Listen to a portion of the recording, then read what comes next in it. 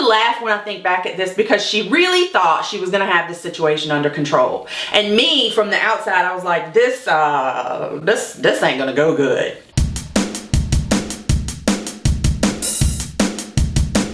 Jet motherfucking Dent, Dent, Jet motherfucking Dent, Dent, Jet motherfucking Dent, Dent, Jet motherfucking Dent.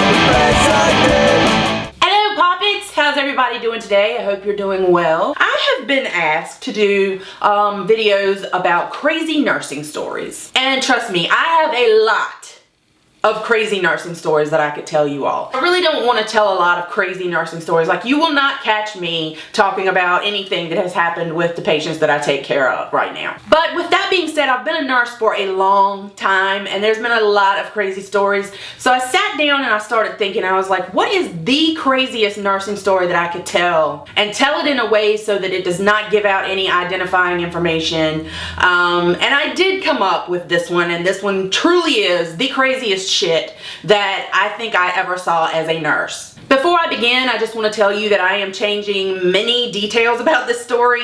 It really will not change what happened, but I don't want to give out any identifying information, which I don't think I would be anyway, even if I told the story. It was so long ago.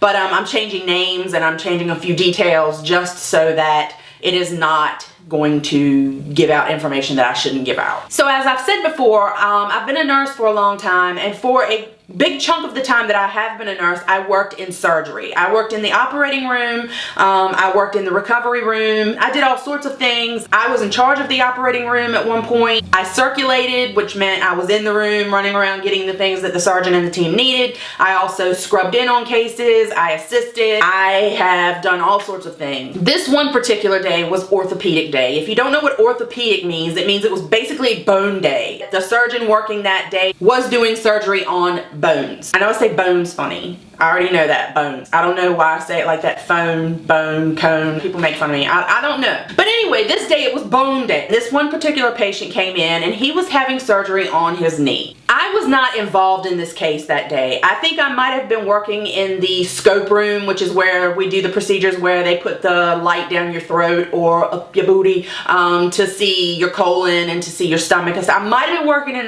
that room that day. I might have been working in another room, but I was not involved in this case. That's what I'm trying to get to. Now, this patient came in for knee surgery that day.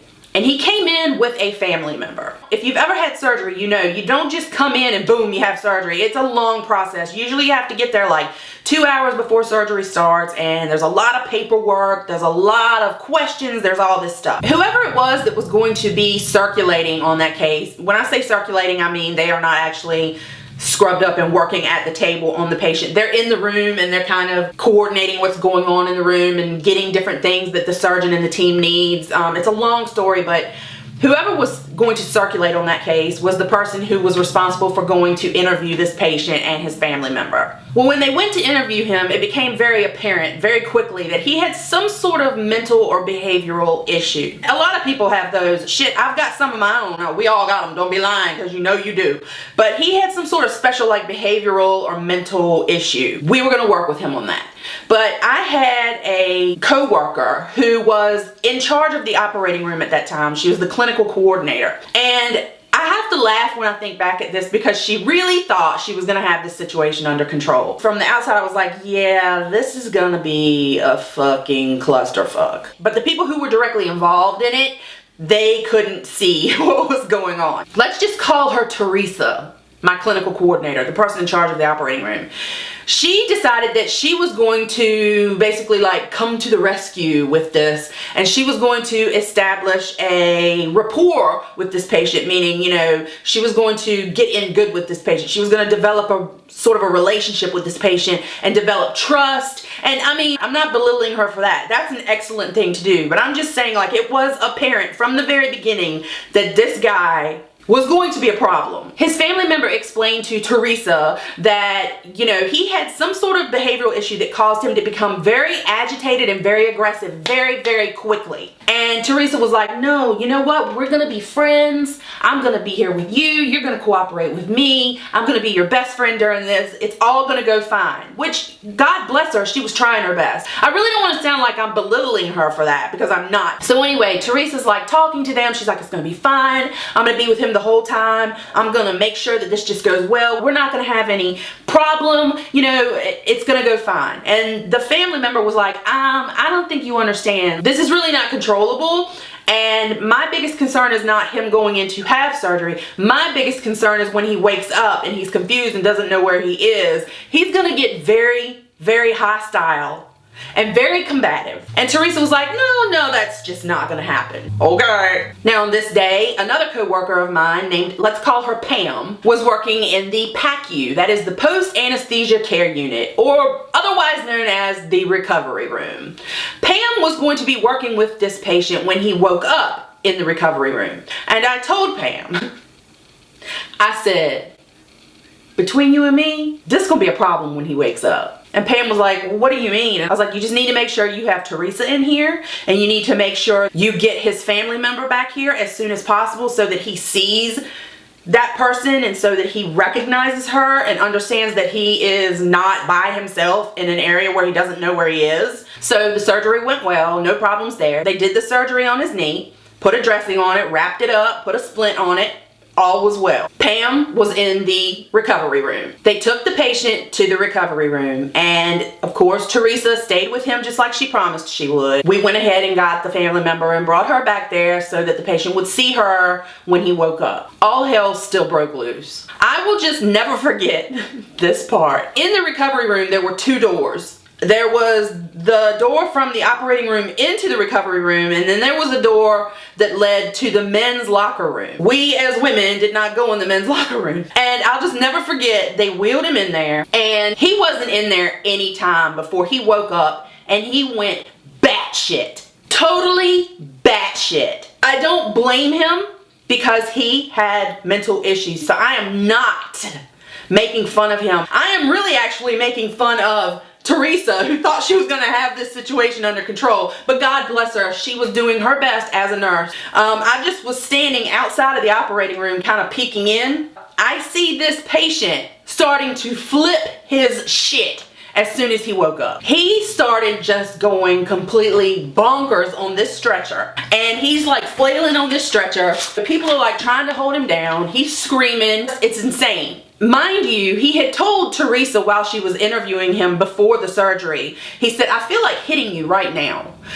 So we already knew he was combative, and I had told Pam that. I was like, you know, he's already told Teresa like he basically was going to hit her, so just be really careful. I came to the doorway and I see him flailing around on the stretcher, and I see Pam. She's just standing like behind the desk, and there's the other door, and she just kind of goes, she's gone. Next thing I know, everybody is in there just trying to like restrain this person because, and it sounds bad to say restrain, but he was confused. He had an IV in. He had just had surgery on his knee. He was under the influence of a lot of medication. We don't want him to hurt himself. I've never understood why stretchers in the operating room have a Velcro seatbelt on them. Like, what the fuck is a Velcro seatbelt gonna prevent? It makes no sense.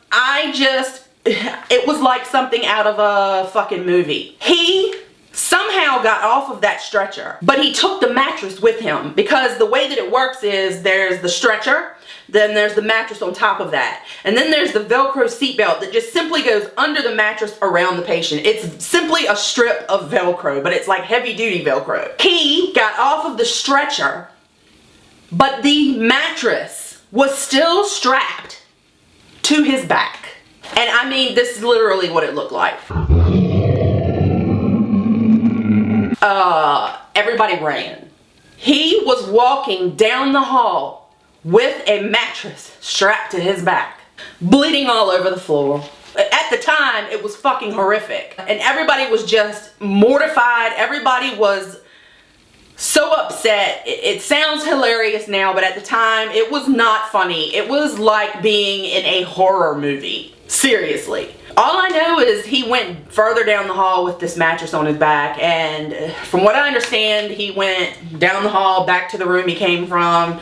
They went with him and followed him and talked him down, and he went home not too long after that. Really, you need to keep him for a while and watch him, but it just wasn't gonna happen. So, with that being said, I think that is the craziest nursing story that I have. I have lots of other nursing stories. Trust me, I have some really, really, really good nursing stories, but I really have to sit down and think about whether I want to tell them or not. I would really have to sit down and think about how to tell them. I hope everybody has a good day. Please give this video a thumbs up. Please subscribe to my channel if you haven't already. Please follow me on Twitter. And remember, I do videos every Tuesday and Saturday. So I will see you next time. I hope you all have a great day. Bye! I mean, we're like, is she gonna hold on to something? We feel the tram kind of lurch and we just look at each other like, oh shit.